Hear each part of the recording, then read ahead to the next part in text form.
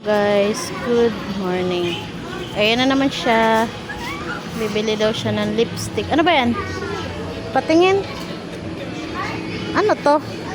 Lipstick ba yan? Patingin. Ay, lipstick nga. Kala ko ba lip tint?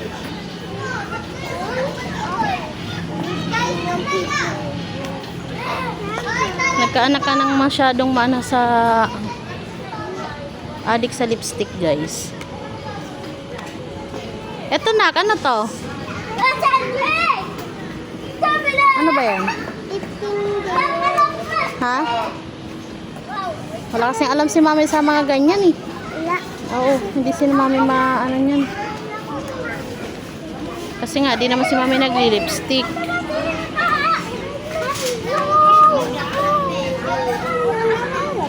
Ano? Pero mahal niya. May alam ka pang mahal.